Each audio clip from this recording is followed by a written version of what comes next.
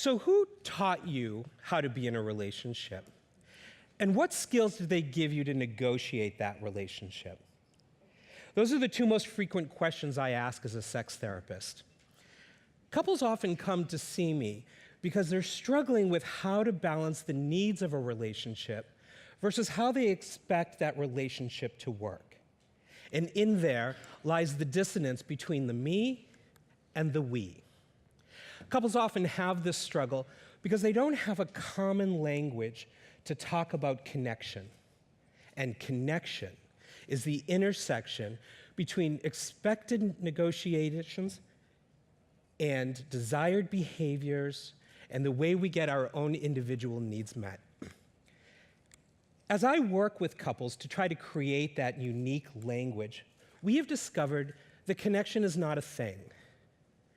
In fact, connection is many things. And these many things operate along a spectrum. And this spectrum goes from closed to open. And when we think about the closed end of this spectrum, that's the place in this unique dyadic relationship, the place between you and me that is sacred, the place where nobody else gets to go. And in the open part of this spectrum, it's where we as individuals get to explore the needs we have for ourselves beyond that relationship in a way that doesn't harm the relationship. But how do we do that? What are those places of connection where we try to tie ourselves together and where we also have that same simultaneous need to explore as individuals? The first place is in intimacy. And when I work with couples, I define intimacy as that unique balance between safety and vulnerability. Because if we're too safe and we can't allow any vulnerability in, we are closed off. And if we are so vulnerable that we can't be safe, we're terrified.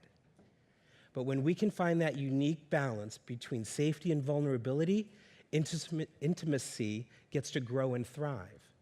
Now, for some of us, intimacy is something we share only with one person. And for some of us, we like to be intimate with lots of people. We like to share ourselves with our coworkers, with our friends, with our family members. The second place where connection actually happens is in the emotional. You know, those feelings of the heartstrings. And for some people, emotion is a very private thing, something we don't share openly. Some of us, we wear our hearts on our sleeve, right? And we share it with everyone we know, and we can be quite open with that. We have the sexual. How is it as couples that we determine where our sexual selves have a unique relationship and where it is a shared relationship within that dyad? Now, as one couple said to me, I guess it doesn't matter where you get your appetite as long as you eat at home, right? So, you know, part of that is that how do we have our own unique experience and have that be okay? And where is it that we share it with our partner? The next piece is in that physical, non-sexual experience. You know, is it okay if I go dirty dancing with my friends? Do I hug and kiss everybody that comes into my house? Or am I the guy that does that bro hug because I have a long need for personal space and I don't share a lot of physical touch? And where is the importance of physical touch to me as compared to where it might be for my partner?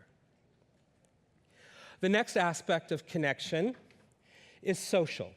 Now, this one always cracks me up because you know those couples where if you get one, you get the other? They're never apart, ever, right? And then you have those couples that are on the opposite end of the spectrum where you actually believe that the partner is a figment of their imagination because they talk about it all the time, but they never show up.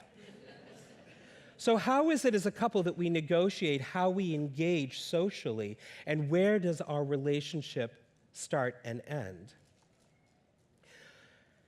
The next piece is familial, family. Family is a serious place of connection and relationship. How is it that we blend your family and my family? Do I call your parents Mr. and Mrs.? Do I call them by their first name? Do I call them mom and dad? What happens when we start talking about our family of choice and we start creating a family of our own? What does it mean if I stop coming home for family dinner 3 nights a week? Does that begin to feel like I am breaking connection and that I am starting to move on to that place of individuality where that might not feel as comforting to my partner? The next piece, financial. We know that finances tend to be a huge challenge for couples. How do we manage that connection around our resources? Your money, my money, our money? And how do we make that choice and decision to be able to say, does it matter who earns what and how we spend it? Because I'll venture to say it does. But how do we negotiate that in a way that each of us can get our own individual needs met? Next, political. Can a Republican marry a Democrat? In these days, who knows, right? But part of this, what I'm really asking here is, do we have to have the same shared worldview and value system? There are those couples who believe we have to be a voting bloc. We have to believe the same thing. We have to live along the same parallels. And then we have those couples that want their partner to come home and challenge them. Bring home a different idea. Don't make me think the same way. Challenge the way I see the world, because that, to me, is exciting. I need you to be that individual. And the last major place of connection is spiritual. Now, when I work with couples and we talk about spirituality and they want to talk about God, faith, and religion, I think that's a really meaningful and powerful discussion. But what I'm really talking about here when I talk about spiritual answers the question, so what? So what? So what does it mean? And do we as a couple have to have shared meaning in the same ways? You know, that cafe down at the corner where we had our first date, that's a special place for us. It has meaning for us. Don't bring your friends there for lunch on a Friday afternoon, because it ruins the meaning for me. That, do we have sacred space and sacred ritual in our relationship, the place that we get to go that ties us together, the place that allows us to be separate from the world?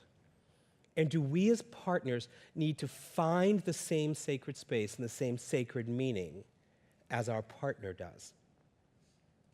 Now, what I'd like to do is tell you how this all works in reality. So I'd like to tell you about a couple that came into my office, Mark and Jennifer. Mark and Jennifer came to work with me because they were in a pretty good place, actually. They had 3 small children. They were happy. They had enough financial resources. But Mark and Jennifer could tell that they were starting to turn that corner where they were going from being an intentional couple to a couple by default. You know what I mean? That couple that's just there because that's what we do. The couple that's there because we wake up and we just do the same thing over and over again. And they started to realize that their sense of connection was becoming fragile. And they wanted to do something about it. So Mark, Jennifer, and I sat down and we had a conversation about these places of connection so that they could create a unique language of intimacy for themselves. And I asked Mark and Jennifer, where would you place yourself as a unique individual on each of these spectrums? Where would you be? And here's what they said.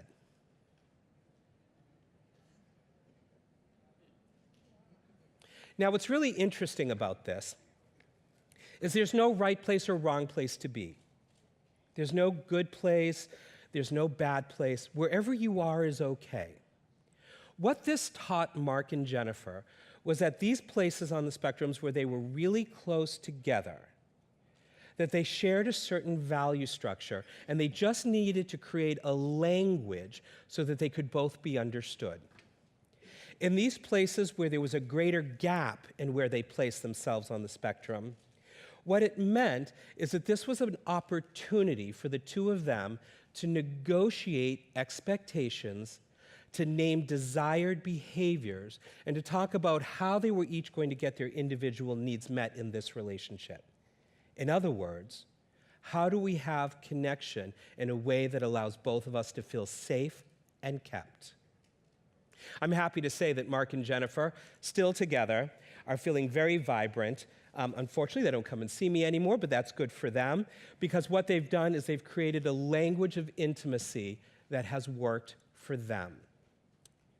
I'm going to close by asking you a question. After listening to this, how will you define connection and intimacy differently in your relationship?